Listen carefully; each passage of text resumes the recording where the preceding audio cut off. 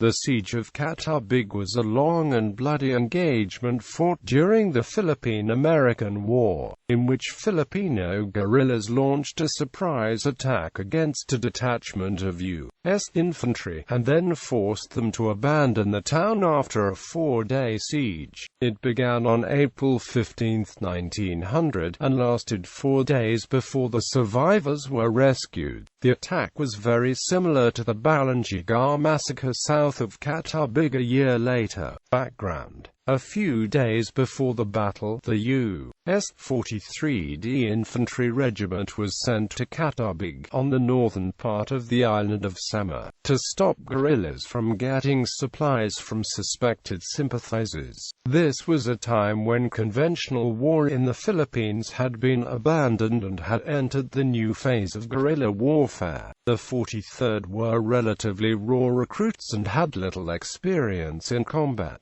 In fact, they had only been in the islands for 4 months before they were ordered to Catubig. Battle. On the morning of April 15, General Vicente Lucban gives an order to Col.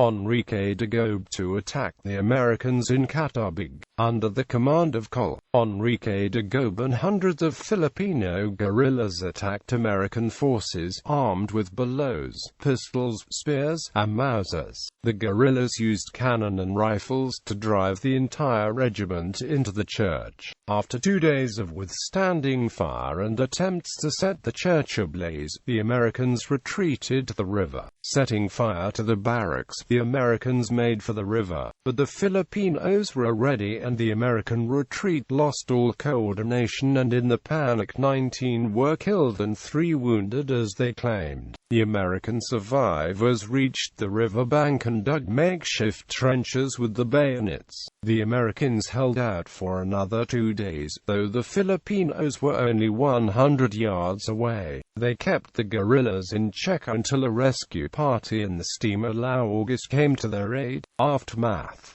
The bloody battle was reported by the American media, and Henry T. Allen was criticized for his pacification campaign with its isolated garrisons. Allen directed that a proper punishment be effected on the Catubig Valley. It was said that all soldiers of the 43rd, 19 were killed and 3 were wounded, although some sources state the number of killed at 31. The Philippine losses claim to be at 150. U.S. accounts claims it even higher. The survivors of Company C, who were nearly annihilated during the Balangiga Massacre, also claimed extremely high losses on the Filipino side.